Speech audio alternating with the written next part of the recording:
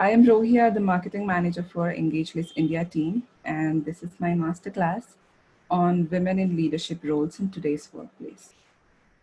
So before we get started, just let me walk you through what you'll learn here today in this masterclass and what your key takeaways will be.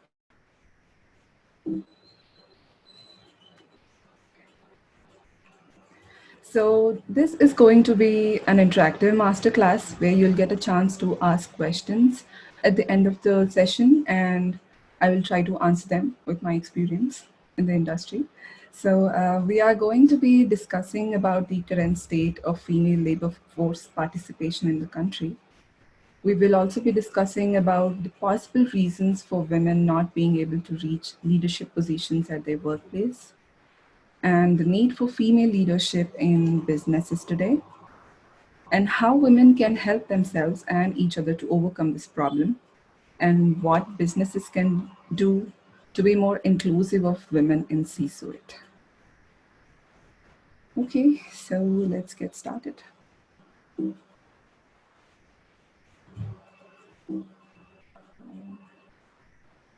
Okay.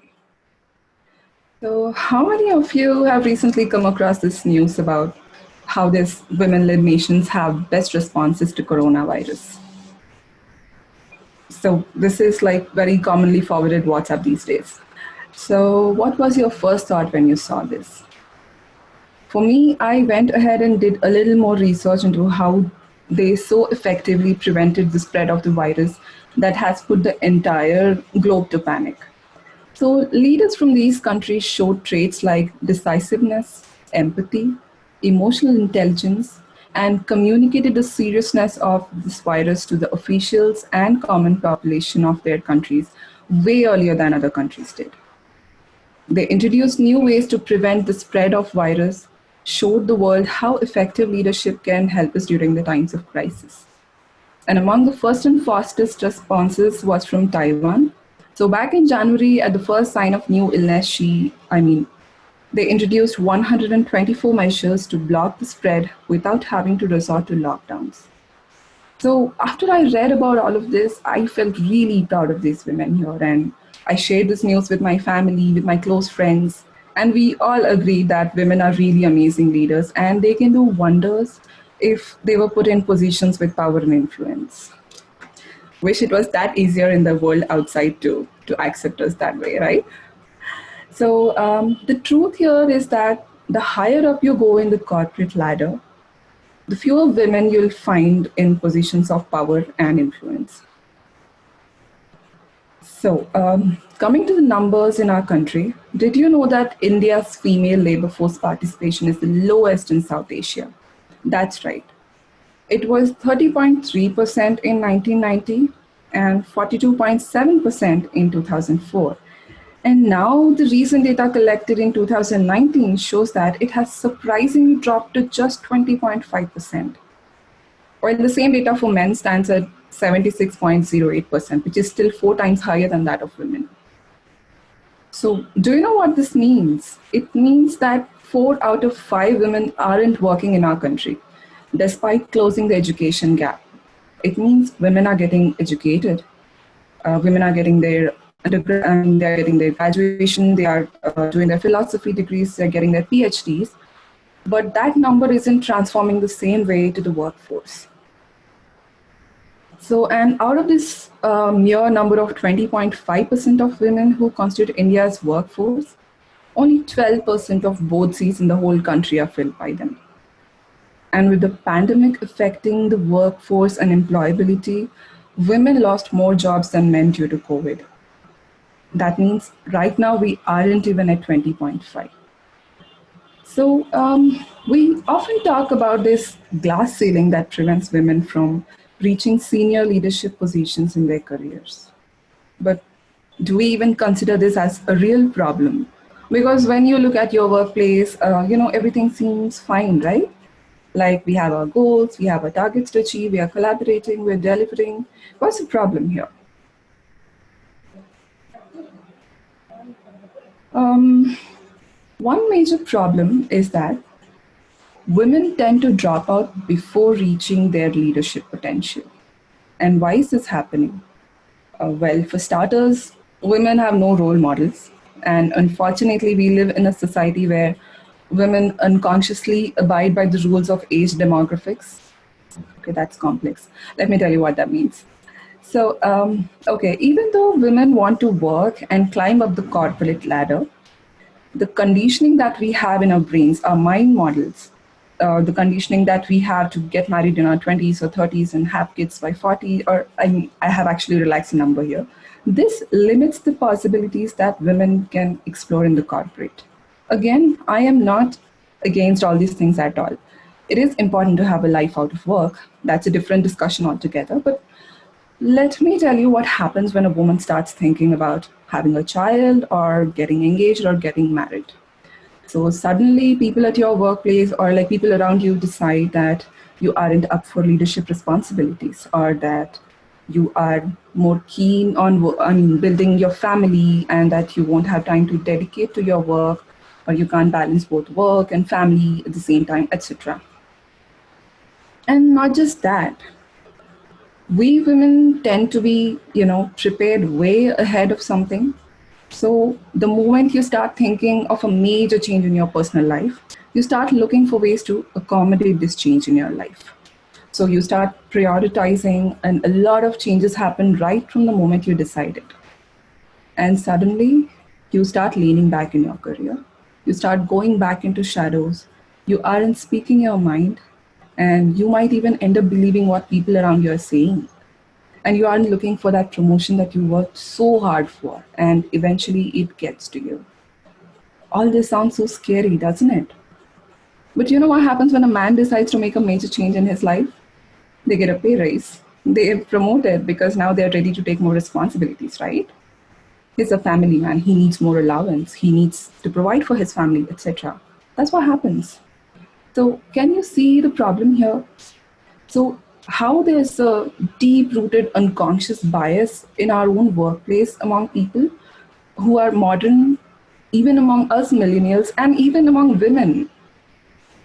So, that's one thing. And I mean, while this is one major problem why women tend to leave the workforce, or, not put themselves out for leadership opportunities, another problem is that we women do not negotiate.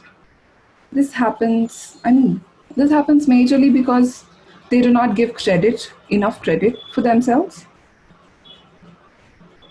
Um, every conversation, remember this, every conversation you have in your life is a negotiation. While women are really good negotiators when they do it on behalf of someone else, studies say that they find it really hard to do it for themselves. And what's the reason behind this? Let me tell you, when a man accomplishes something and you ask him how he did it, like the secret to his success, you will not listen to any other reason or explanation but that he is really good at his job, how dedicated he is. He'll boast about how self made he is, and he might also end up giving you career advice. But when you ask a woman what her secret to success is, she'll give credit to everyone who supported her and all that. She'll give credit to everyone else but herself. So this is a very bad habit we have, that we do not talk much about our accomplishments, even if they're huge. So this is one thing we need to learn from our male counterparts, how to do it skillfully. So why are we so uncomfortable talking about our accomplishments?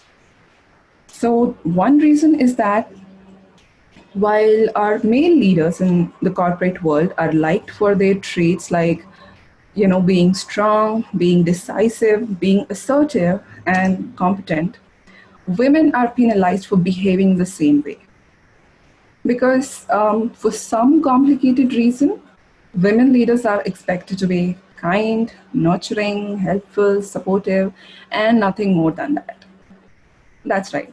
So, I mean, I know that all these qualities are still very important for a leader, but these stereotypical traits, they limit women from speaking for themselves. They limit women from feeling that, they deserve what they're asking for. They make us doubt our own abilities and judgment. As a result, women end up not acknowledging their own successes. or negotiate for that leadership position they deserve. Next on the list is subtle sexism and unconscious bias. So, sexism at workplace is quite subtle today. So, so this is quite common. How many of you have had an idea ignored in a meeting only to be repeated by a male colleague 5 minutes later to interest and applause? That's pretty common these days, and nobody even talks about it.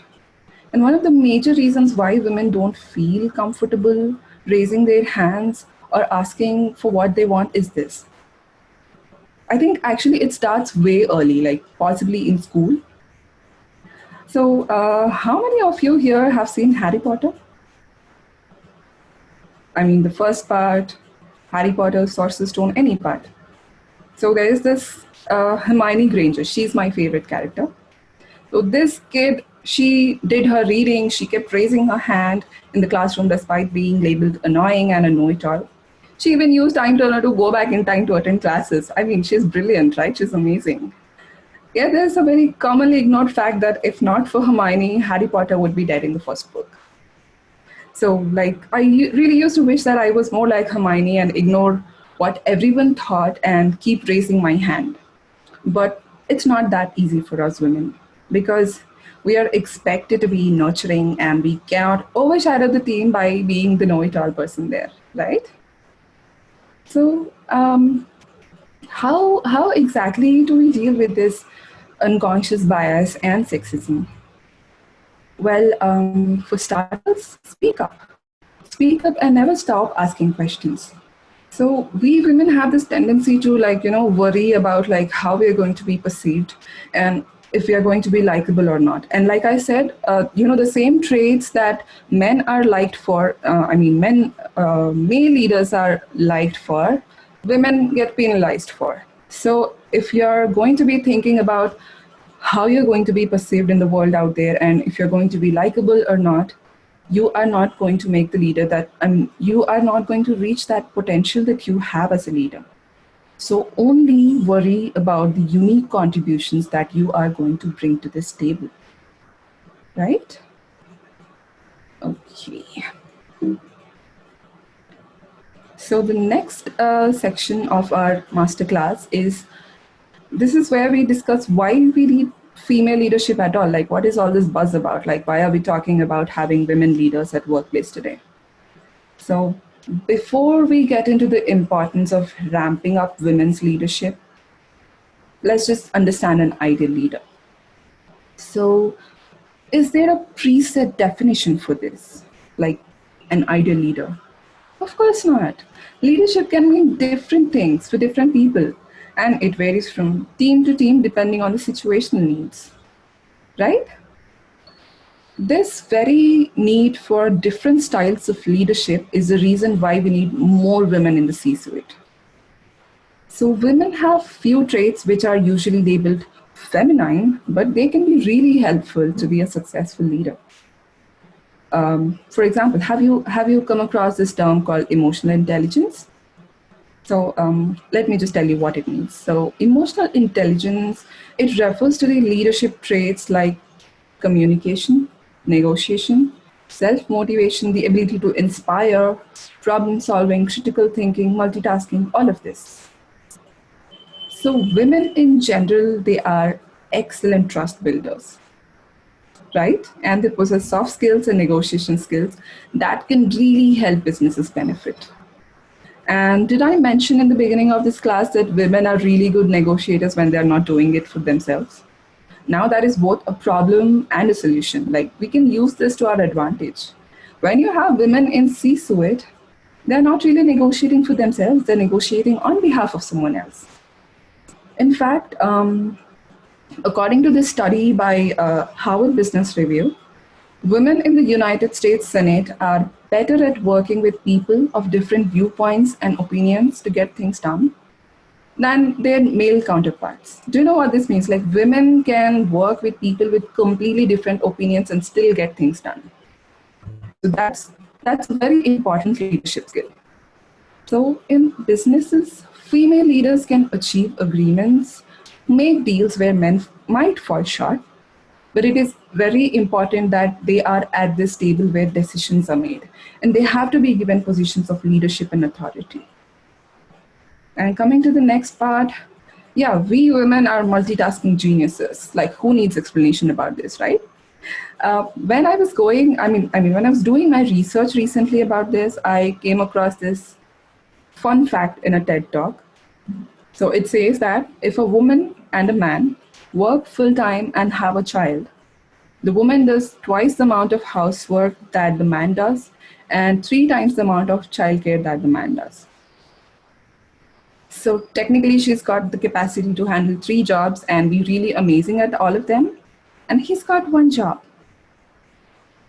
Doesn't mean that you have to do it all that way. That's pretty unfair. But this is just an example of how good women can be at multitasking, right? So women have the ability to decisively and quickly respond to different tasks and problems at the same time. We are born for it, right? And that is a critical component to successful leadership. And next comes crisis management and critical thinking. Like I said in the beginning of this class, women leaders are amazing when it comes to crisis management. A lot has been written about how women leaders are excelling during a crisis. We even have live examples now. So, critical thinking to solve problems means asking vital questions around a problem, gathering and assessing relevant information, and coming to a well-reasoned conclusion. So, successful women leaders think open-mindedly about their assumptions and the possible consequences. This is one thing women are really good at. They're honest. They're honest about their possibilities, right? So, about the women-led nations and all that, these women have been doing their roles for a while now. And I'm sure they haven't suddenly changed their leadership approach. So why are they now getting more attention, right? Maybe it's less about their gender and more about the leadership traits that they're displaying, which may be, more highly valued in a crisis management situation like this. One of the things that all of us require from our leaders is decisiveness and honesty. So it is important that you give direction, but also it is very important that you be clear. And it is also important as a leader to keep things under review. Be honest about decisions being made in real time, and acknowledging that like we might not get everything right at the first time. Women are really good at that. Women know what they're getting themselves into. So the best leaders strike the right balance between decisiveness and agility. This is what female world leaders are doing right now. They're actively leading, from the front and directly talking to their audience and allowing them to ask questions. They are also offering like empathy and care needed in health crisis. So these are probably the traits that aren't valued enough during business as usual. But I think these are very important if you are looking for results, right? And last but not least, did you know that if the barriers to women's workforce participation were removed, India could gain a lot? According to this study by McKinsey in 2018, increasing women's labor force participation by 10% could add $770 billion US dollars to India's GDP by 2025. That's huge, right? I don't even know how many zeros are in it, right? Yeah, so that's about like why it is important to have leaders. Why it is important to have female leaders. And all this seems really interesting and motivating at a point. But how do we deal with the real problem here? Like, what are the most obvious hurdles that women are facing at workplaces when it comes to exploring leadership opportunities, and how can they overcome this? So let me, okay, you can see my screen. All right. So lack of self-confidence. All right. So recently, in past few years, I have had this privilege to get in touch with so many fabulous ladies who have done so well for themselves, who have done, considerable amount of work in their fields and, made a difference in people's lives. But it happens very rarely that they attribute their successes to themselves. So recently, I spoke at this panel with an audience full of aspiring women at various levels of their careers.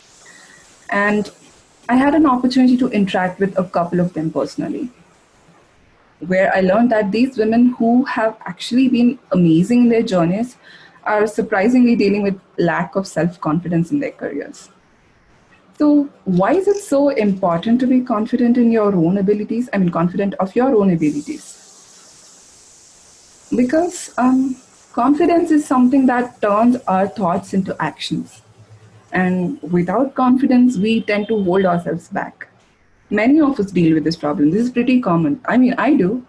So there is always this bully version of me sitting in my head and telling me that I am good for nothing. And it makes me doubt each and every move I make.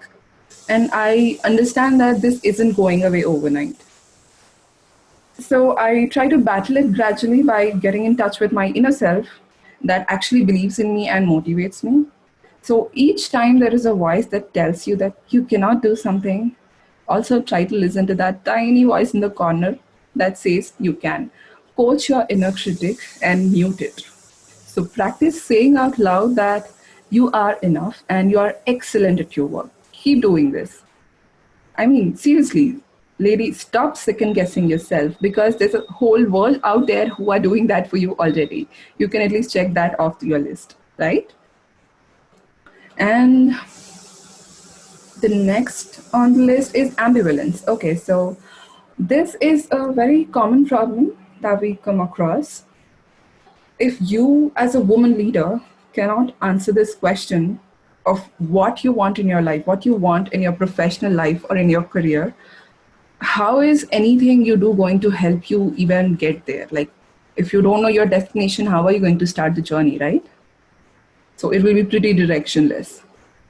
So according to a research, a lot of women do not define what they want to do next. So decide what your career is and be specific, be focused.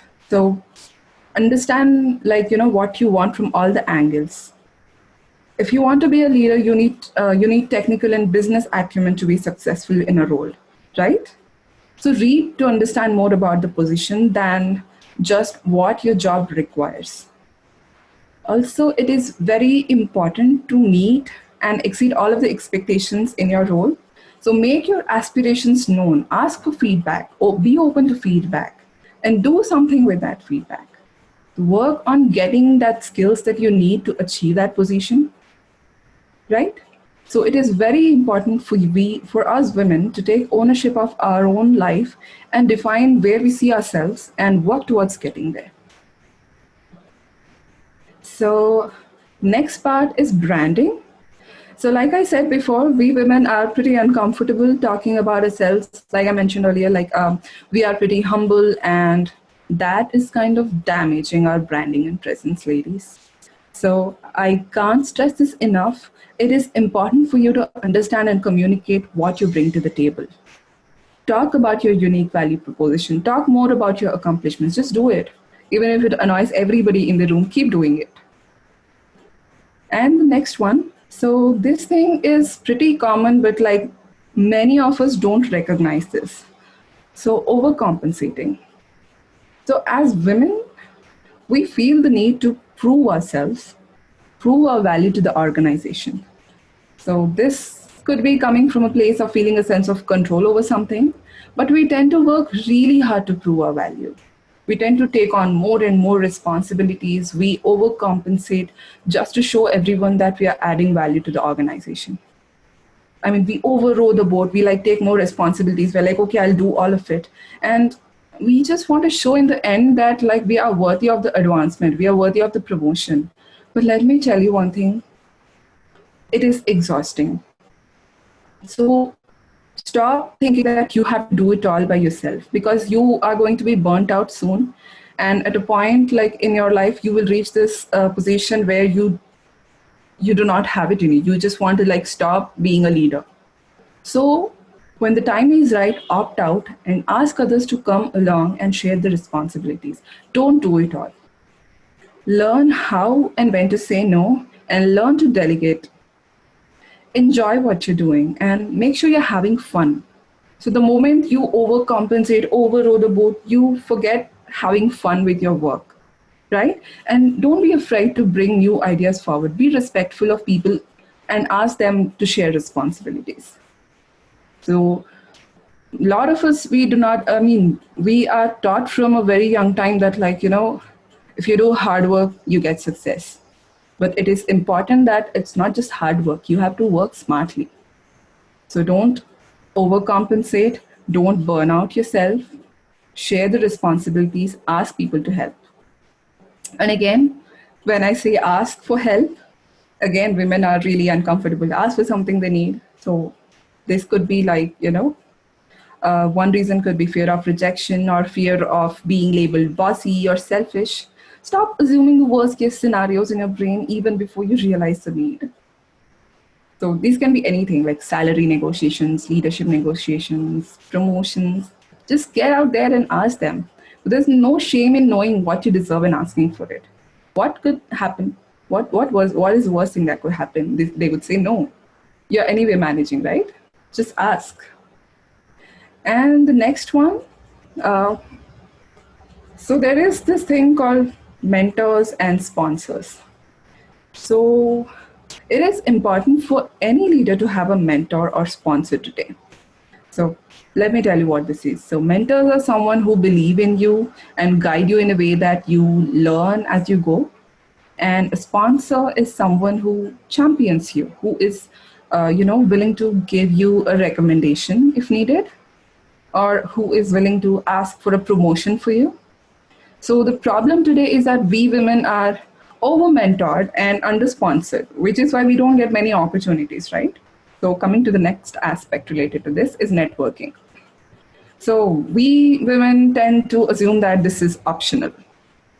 But if you really want to be a leader, you seriously have to focus on building your network. And you have to strategically start building relationships and sponsorships. It is very important for you to build allies, step out, connect, and collaborate. Because in new roles, you need to learn new skills and find out what you don't know and learn. So if you are not moving ahead, or if you're feeling stuck or confused about your situation, get help. Again, get help. It's not all on you. Don't put all the responsibility on yourself to advance in your career or succeed in a new role. Ask for help. Get mentors, like communicate with them, collaborate with them, get a sponsor, get a mentor, right? Okay.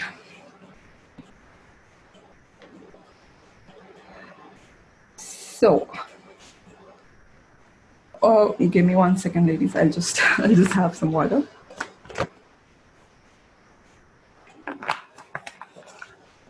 Okay, sorry. So, coming to what businesses can do to promote female leadership in their organizations. Let me tell you, it isn't easy at all, because we have been conditioned to function in a certain way from centuries, and you cannot bring change overnight. So while women can help each other climb the corporate ladder of success, it is very important for the organizations to step in and make it less difficult for them to reach the positions of power and influence. So there are many awareness programs and training programs that facilitate this, but today we are not going to talk about those. Today, I'll just talk surface level on what you can do as a business owner or a business leader to make your workplace more inclusive of women leaders, because we can't cover all of it in a 1-hour masterclass. So, okay, bringing in the change.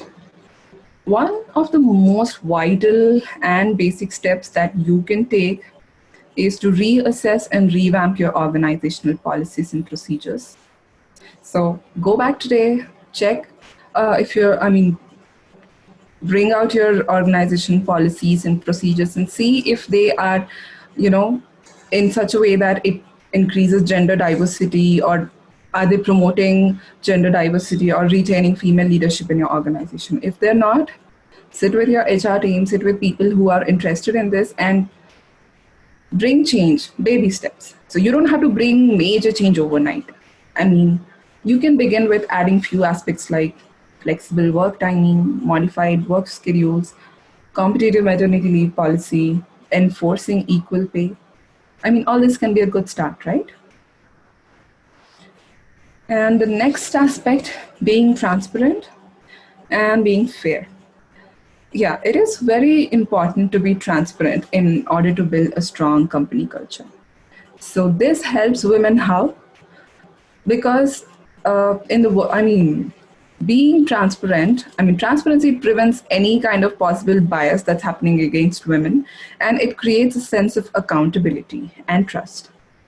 So implementing transparency in an organization can be challenging, but it can be done effectively by utilizing, like, few add-ons from other tools like real-time feedback from managers and peers, etc.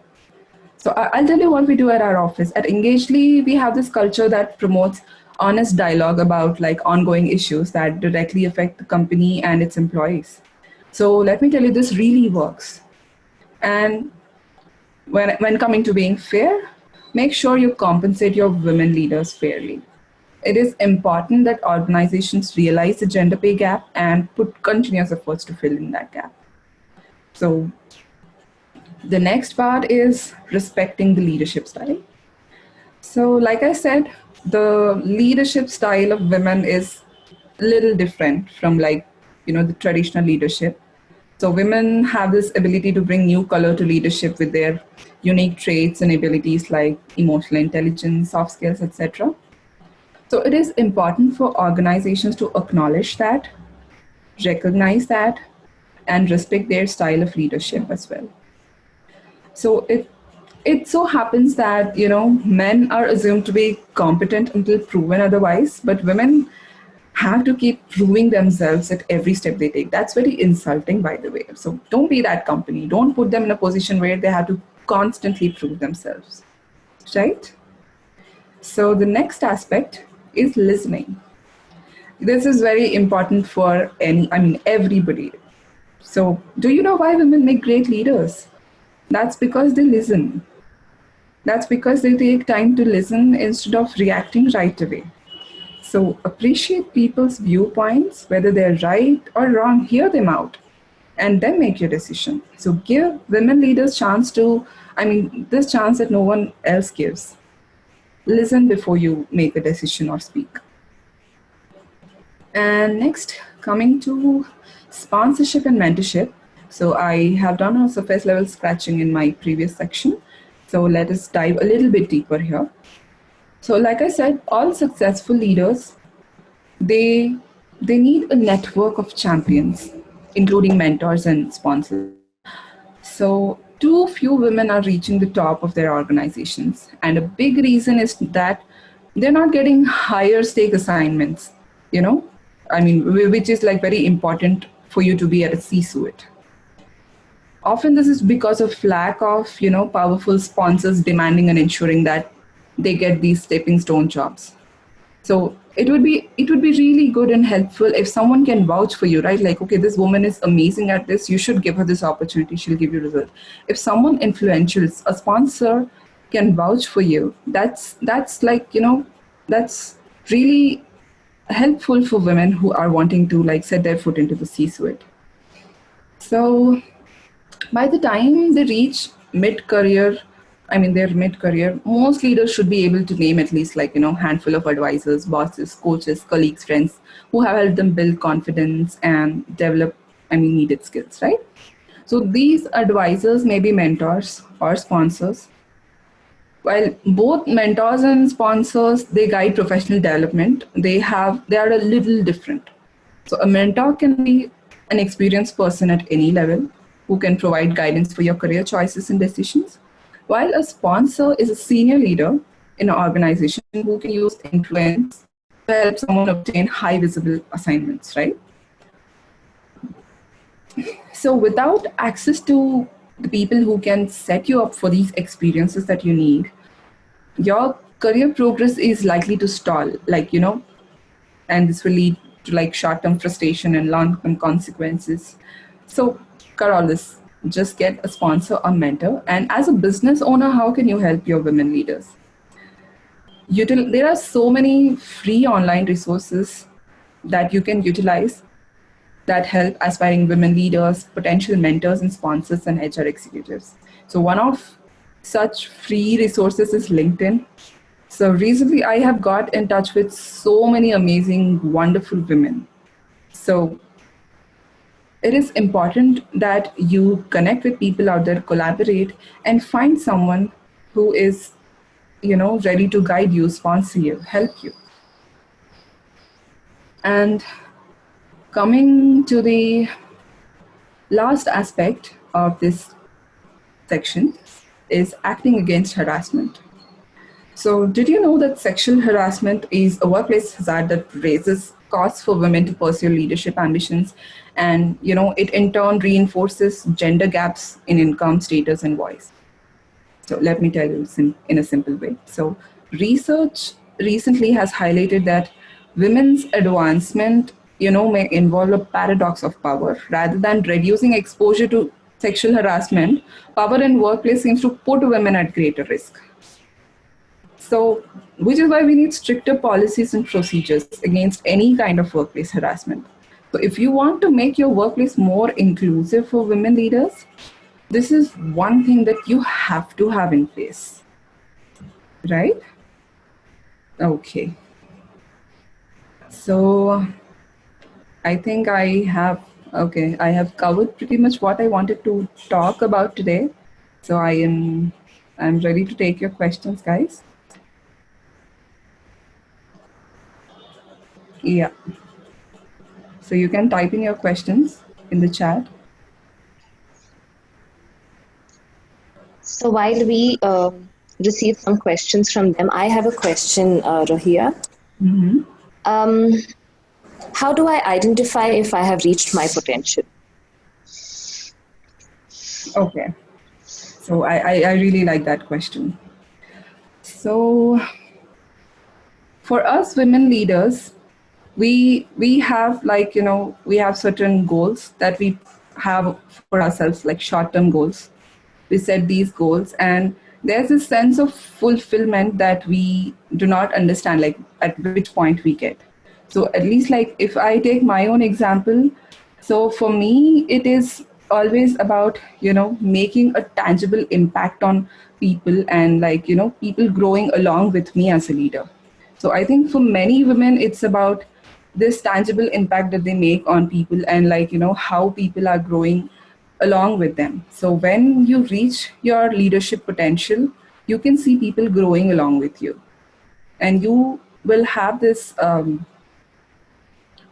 you will have this way of identifying that they are also on their way of becoming something. So you have helped them in a way. So when people are growing along with you, I think that's when you have reached your potential. And there is no particular full stop for this. You can always keep aspiring and growing as a leader as well. Yeah. Thank you.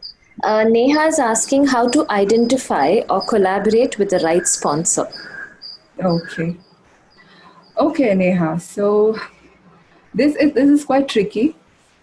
So it is very important that you find a collaborator who has a similar vision of who has same vision like you, like what you want to do in life.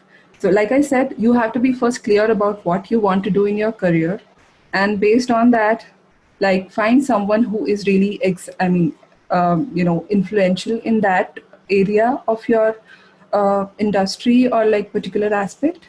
And I guess collaborate with them. There are many platforms out there to identify. I guess you need to put yourself out there and talk to many people. That's how it will come with practice. You just have to put yourself out there, speak to as many as people as possible, and you will find this connect.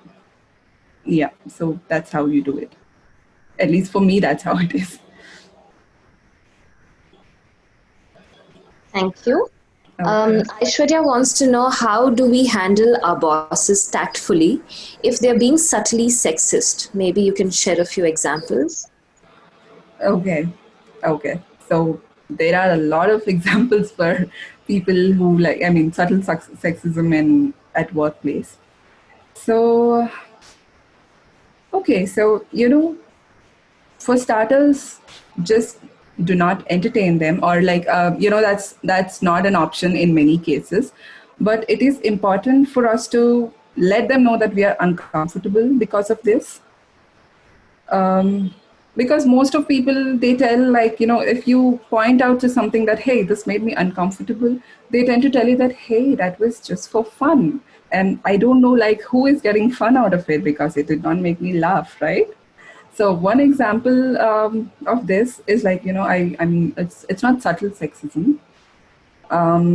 Yeah, okay, so recently I was speaking with someone at my workplace, and they were like, "Oh, Rohia, so you've been here, you are all over the internet, like, you're doing this, you're doing that." So that did not, like, acknowledge my accomplishments, or that did not, like, recognize me for my accomplishment, but there was a sense of taunt in that voice, like, "Oh, you're doing this."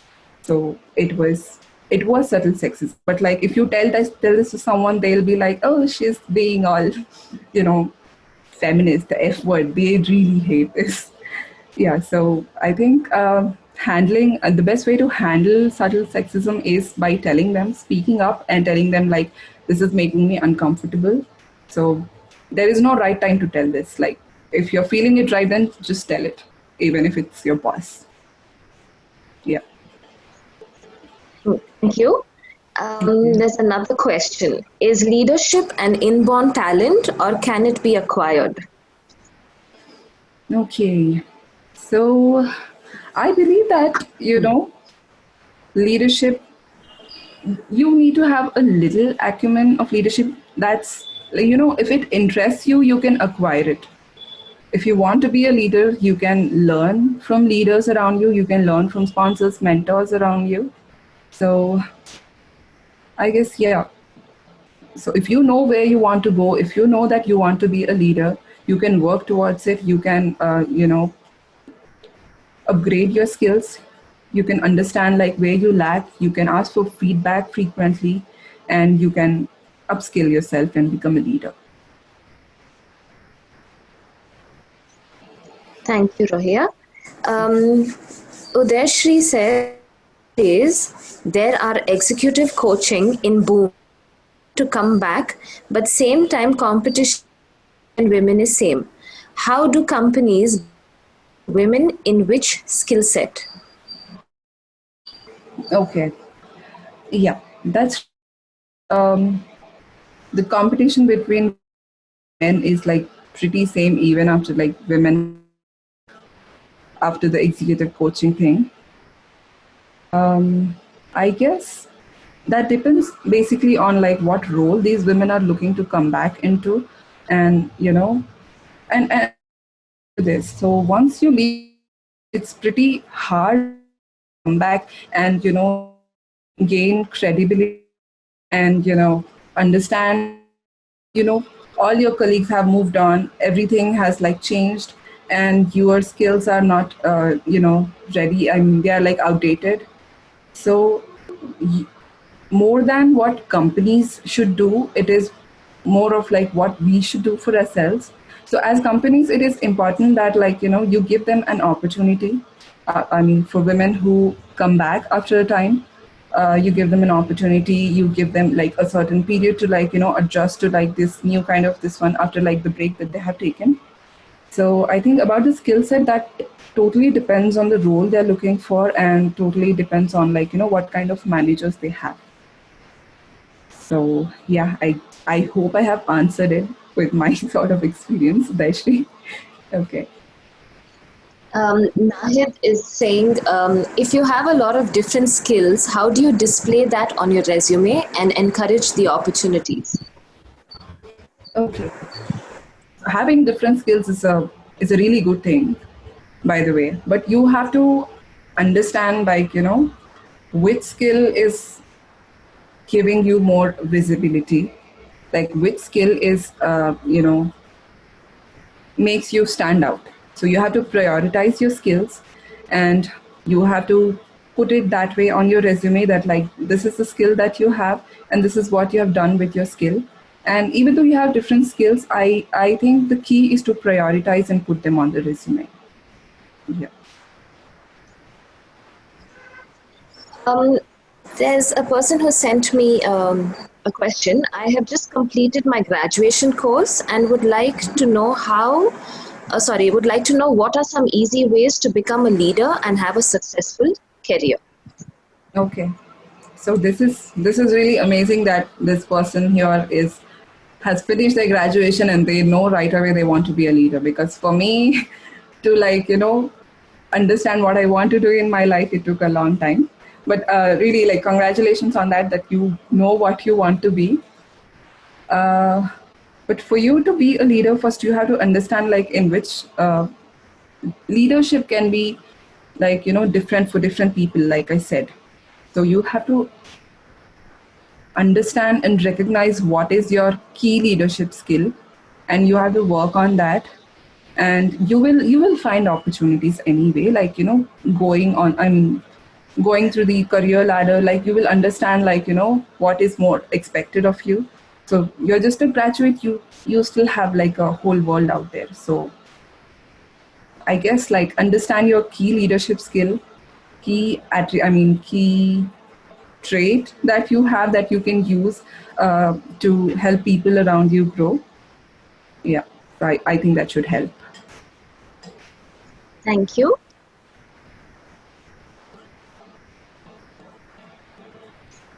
Um, Another question is, having had a career break for 6 years now with a prior experience in marketing for 8 years, I would like to know how to upskill myself to be at par with my peers, and what are my chances of reaching leadership levels, and how do I make them better? Okay. Okay, so it's amazing that you want to come back to workforce after this break, but like we all know, it's not that easy. And like, if you want to be a leader, leaders actually need like people skills, organizational skills, and the ability to ask really good questions when they don't have all the answers, right? So great leaders, they are able to see trends that others cannot, and to see the big picture, and to ask pointed questions. So that is one thing you should do, even if you have taken your like break. And I would like tell you that there is like, it's really good that you are coming back to the workforce, because there is no precise right moment to take that chance and come back. And for you to upgrade your skills, I think there are like so many resources out there. There's Udemy. There are like actually like there's jobs for her. Of course, they'll help you upskill, right? Yeah. So I hope like that kind of answered the question. Rohia, Ujwala's got a really good question. What changes do you see when it comes to men working under a woman leader today versus 10 years ago? Okay. Okay, that's a very interesting question. So I guess let me tell you one thing. So when most of my male colleagues, they tend to tell me that, like, hey, you're being very aggressive about being a woman, um, and you push this women's agenda a lot. But let me tell you what, I am, yeah, I am really aggressive about being a woman, and yeah, we all should be. And I think in like the coming years, it's going to be like that. So it's taken us so long for, I mean, to get here. I think like in 10 years things are going to be better. Like, people are recognizing how it is important to have like women at the front, and leading the male workforce. So I think, yeah, they are going to go back and like let us have limelight for some time. Yeah. Okay. Thank you, Rohia. Um, there's, I think, one more question. Um, As a woman in automobile industry for over 10 years, I look forward to being a leader. Please suggest the steps I need to take to do so. Okay. So one leadership lesson that I would tell that I have learned is, no matter at what level of leadership you are, so if you make a mistake, it is important for you to own up, apologize, and move on. And appreciate feedback and think what you can do with it. And if you're not making mistakes, you might not be doing something interesting, right? So, other than that, I think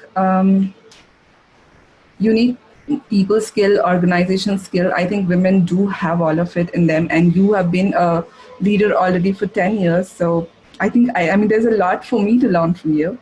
So to see the bigger picture, I mean, like I said, like you have to ask like the right questions, even if you don't have answers to all of them. Like just be out there, stand up for yourself, and surround yourself with good people. Cultivate relationships with people you respect and admire. Finding a commonality, a support network is also key to success in leadership when it comes to it. Yeah. I hope I have answered that too.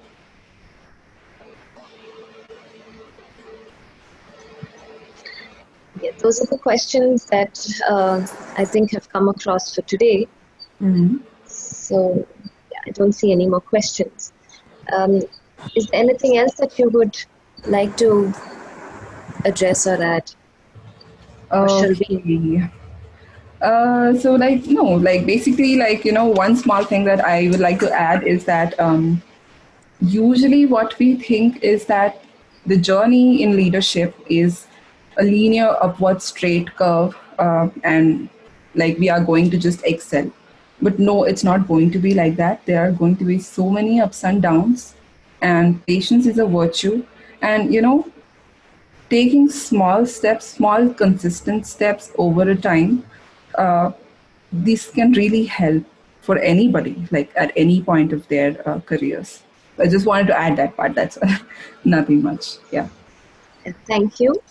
Thank you, Rohia. This has been a very insightful session, and I'm sure we've all learned a lot about becoming leaders in today's world.